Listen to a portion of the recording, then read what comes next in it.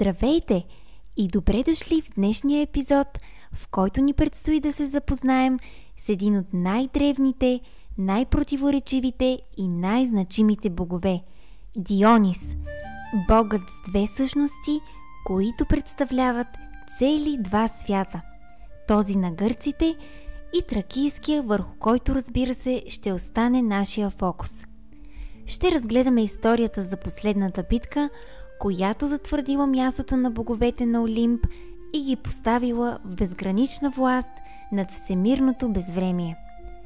Така, сред битки, възкресения и забравени химни, ще чуем екота на една истина. Боговете никога не изчезват напълно. Те живеят в легендите, в ритуалите и най-вече в корените на времето. Както вече споменах във въведението, бог Дионис може да бъде двойно персонифициран. Нека разберем какво поражда основният конфликт между тези две представи. Основната разлика е свързана с различните етапи на развитието на култа към бога и влиянието на различни религиозни и митологични традиции. Дионис Загрей, или познат още като Орфическия Дионис, идва от Орфеевите мистерии и има по-дълбок, апокалиптичен и космогеничен смисъл. Загрей, или в превод Разкъсаният, е дете на Зевс и Персефона. Той е първичният Дионис, този, който е роден като законен наследник на трона на Олимп. Класическият бог Дионис, известен като богът на виното и екстаза, се появява в по-късната гръцка митология като син на Зевс и смъртната жена Семела. Той става бог на виното, плодородието, театъра, екстаза и трансформацията. В култа му липсва философската и религиозна дълбочина на орфическата версия. Той е предимно бог на удоволствието и разпуснатостта. Може да направим обобщен паралел, с който да заключим основния контраст между Загрей и Дионис. Дионис Загрей е част от мистериозните орфически вярвания, свързани с смъртта, възкресението и съдбата на душата. Класическият Дионис е по-земен и представя чувствеността, природата и свободата. Двете фигури се преплитат, но Дионис Загрей е по-древен и духовен, докато Дионис е по-достъпен и популярен в гръцко-римския свят. Надявам се, това да поставя ясна граница във вашите представи за това уникално, двулико божество. Зевс имал деца от различни богини. Една от тях, Персефона, дъщеря на Деметра, била поредната перла в божествената корона на Зевс.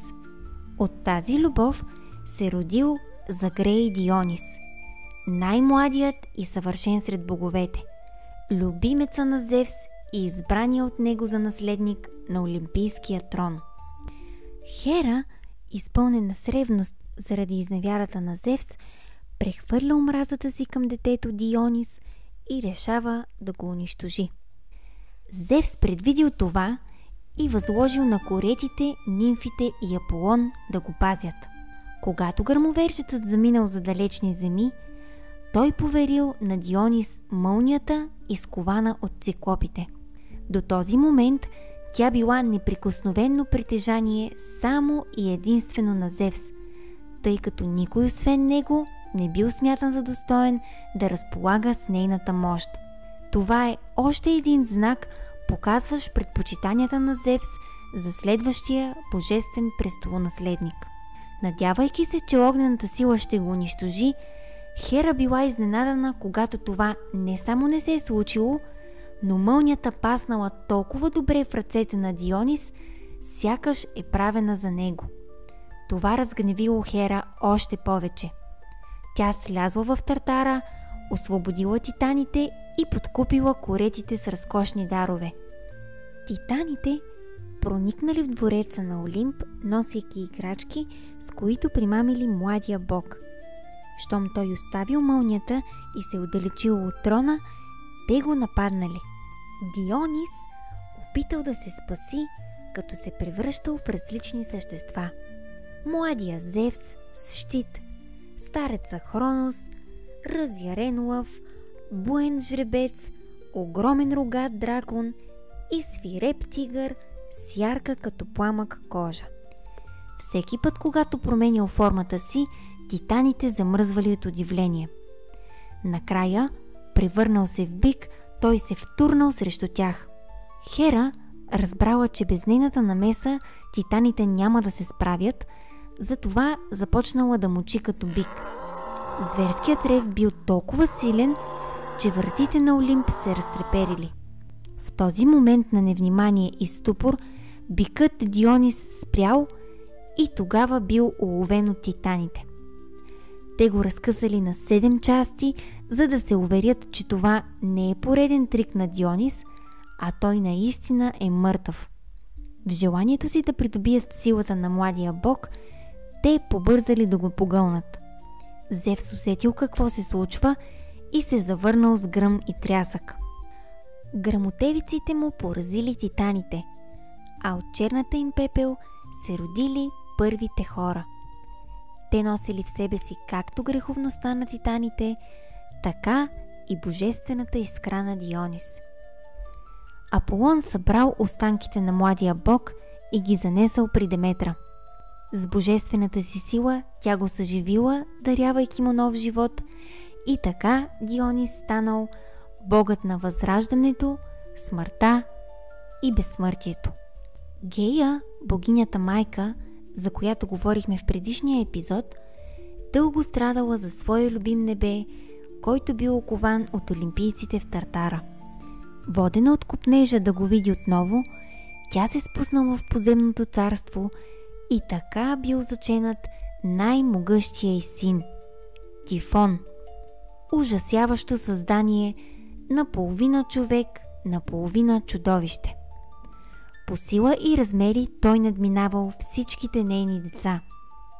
Туловището му било човешко, но толкова огромно, че надвишавало дори най-високите планини.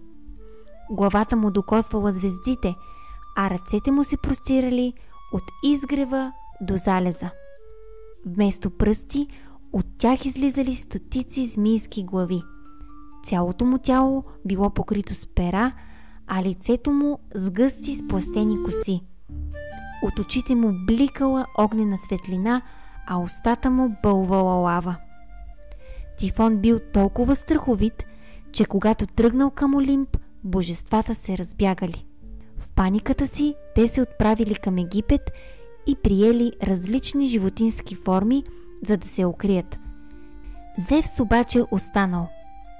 С гръмотевиците си той се изправил срещу чудовището и го пронизал с мълния. Разяреният Тифон се втурнал напред, а богът го ударил с туманен сърп и го подгонил чак до планината Касии, далеч на изток. Там двамата влезли в ожесточен двубой, но Тифон се оказал по-силен. С огромните си пипала обгърнал Зевс, отнел му сърпа и прерязал сухожилията на ръцете и краката му.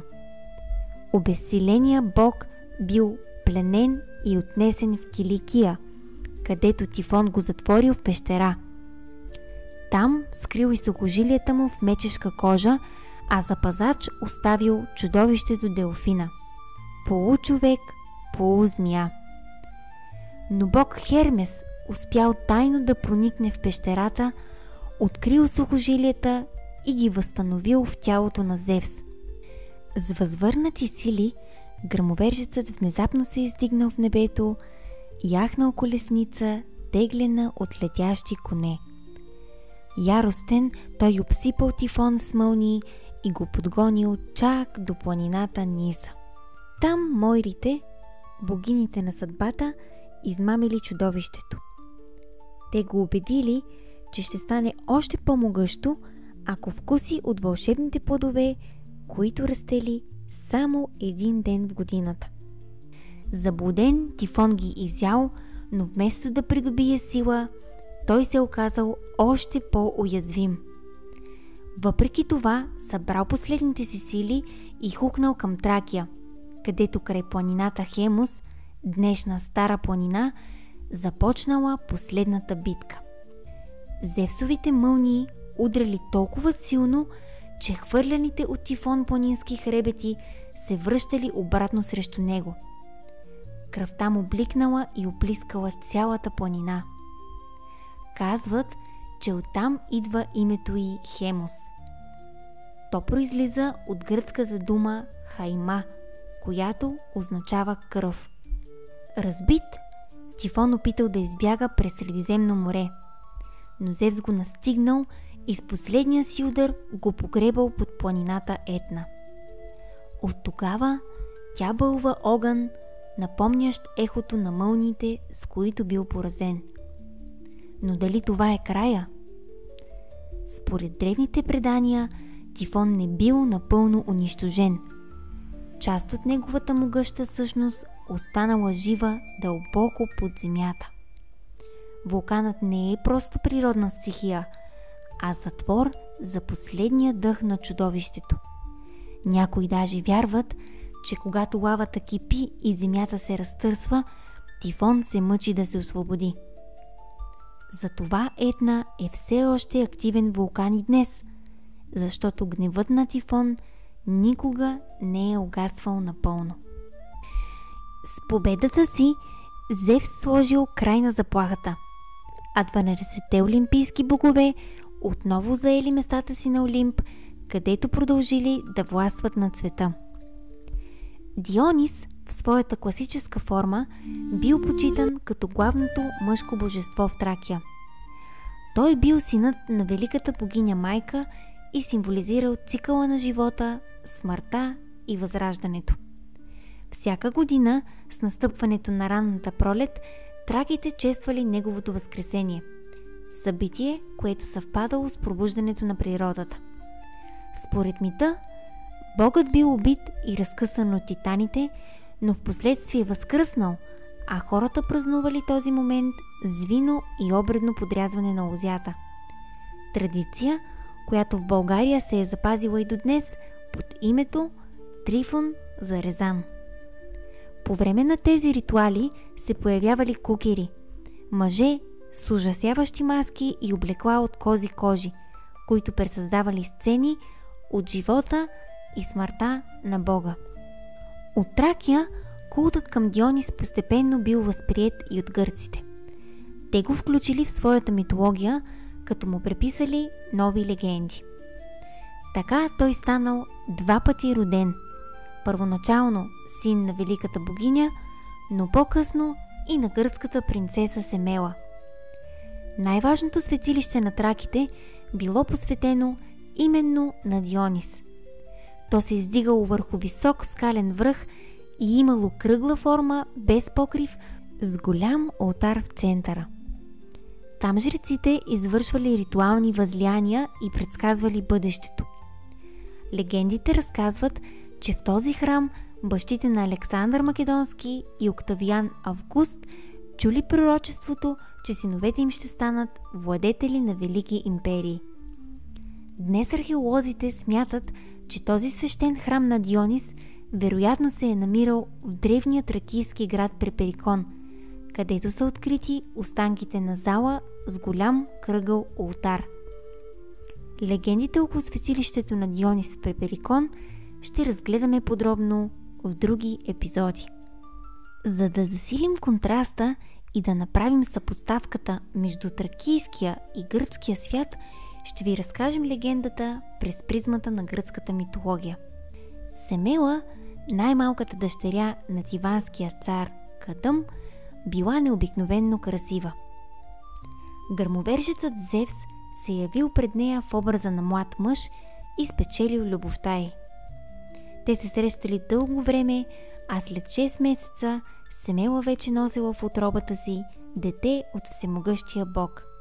Ревността на Хера обаче, съпругата на Зевс, не стихвала. Решена да се избави от съперницата си, тя приела вида на стара бавачка, с която Семела често споделяла своите мисли. В разговор Хера посяла съмнение у нея, намеквайки, че любовникът ти може би не е самият Зевс. Тя е посъветвала да поиска доказателство от Зевс, като го накара да й се покаже в пълния си блясък, такъв какъвто го виждат боговете в небесното царство. Невинна и доверчива, Семела послушала съвета и при следващата им среща накарала Зевс да й даде тържествен обет, че ще изпълни една нейна молба. Свързан от ненарушимата клетва в името на подземната река Стикс, той бил принуден да се подчини. Семела изрекла желанието си, а Зевс напразно се опитал да я спре. Било вече твърде късно. С болка в сърцето си, той се облякал в сяйните си доспехи, взел кръмотевиците си и се явил пред нея в цялото си божествено величие. Крехката и човешка природа не издържала на ослепителния му блясък и Семела изгоряла в пламъци, превръщайки се в купчина пепел. Нероденото дете на боговете било спасено в последния миг от Хермес. Той го предал на Зевс, който разпорил бедрото си, зашил го вътре и го носил така още 3 месеца, докато се изпълнили пълните 9. Затова по-късно Дионис бил наречен двойно родения. За да защити сина си от яростта на Хера, по заповед на Зевс, Хермес го отнесъл при нимфите на връх Ниса. Място, чието точно местоположение е спорно. Според някои изследователи, това тайнствено място се намира именно в Тракия и по-конкретно в нашите красиви Родопи. Днес нашето пътешествие в древността приключва тук, за да продължи следващият път с още по-нови и вълнуващи разкази. Тези истории не са просто древен мит. Те са отражение на самия живот, на неговите изпитания, триумфи и вечният кръговрат на сътворението и разрухата. Може би Дионис не е само спомен от миналото, защото легендите не умират. Те продължават да живеят, вплетени в самата тъкан на света, дълбоко под пластовете на историята, в думите, в ритуалите, в спомените и дълбоко в корените